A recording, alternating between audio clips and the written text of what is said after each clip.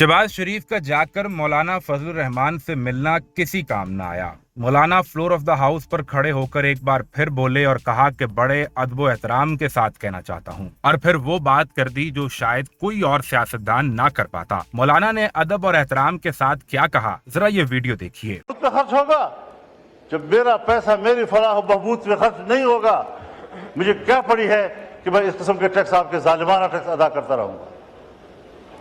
और अगर टैक्स जालिमाना है और आप मुझे अमन भी नहीं दे पा रहे, और जब मेरा सब कुछ लुट जाता है फिर आपको जाग आती है। जब चीन का एक मेहमान आता है, अहम मेहमान, मुझे ये कहने दीजिए, बड़े अदब व एहतराम के साथ कहना चाहता हूँ, हमारे प्राइम मिनिस्टर साहब भी, हमारे आर्मी चीफ भी चाइना गए, वहाँ उन्होंने बड़ी मेहनत की, लेकिन सफारती हवाले से अगर हकीकत में बात की जाए, हमारे प्राइम मिनिस्टर कामयाब होकर वापस नहीं आए।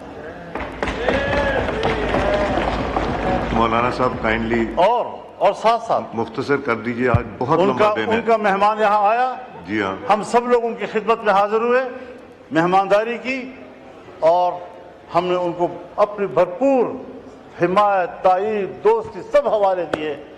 उन्होंने भी सब वही हवाले दिए, लेकिन एक जुमले में उसने हमें जवाब दे दिया कि पाकिस्तान में अब भी सियासी। बात सिर्फ इतनी ही नहीं बल्कि पाकिस्तान से मोहब्बत के दावे करने पर भी मौलाना खूब गरजे और बरसे। कहा कि हुब्बुल वतनी का दावा कर लेते हैं, लेकिन आपसे कोई इख्तलाफ करे तो वो मुल्कपन हो जाता है। मौलाना किसे टारगेट करते रहे और क्या कहते रहे, जरा ये वीडियो भी देखिए। जनाब स्पीकर, अब नौबत यहाँ तक पहुँच गई है कि घरों के अंदर, मैं बड़ी जिम्मेदार फोरम पर बात कर रहा हूँ, कि घरों के अंदर हमारी माओ बहनों ने अपने जेवरात बेच दिए हैं, बालियां बेच दी हैं, और वो अपने रोजगार की फिक्र में हैं।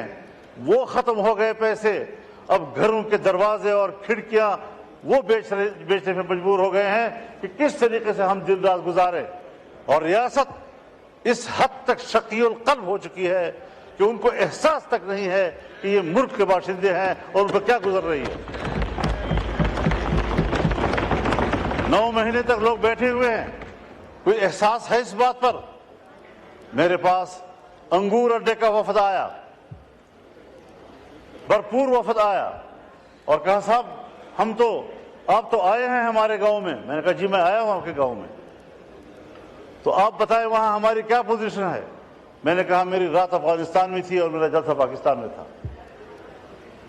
डिविडेंड लाइन उन्होंने मुझे बताया कि ये लकीर है, किसी के घर के बीच में से गुजर रहा है, किसी के मस्जिद के बीच में से गुजर रहा है। उन लोगों पर आप इस किस्म के कदर लगाएंगे? गुलाम खान के ऊपर ये सूरत हाल बन रही है, जमरोद के ऊपर ये सूरत हाल बन रही है। जरा अपने शरायत लगाएं, लेकिन उनके लिए काबिल बर्दाश्त भी तो हो, काबिल अमल भी तो हो। बस मुल्क से वफादारी और हुब्बुल वतनी का दावा, उस पर आप कब्जा कर लेते हैं, और जब आपसे कोई इख्तिलाफ राय करता है फिर आप मुल्क के दुश्मन हैं, आप तो मुल्क को कमजोर करना चाहते हैं।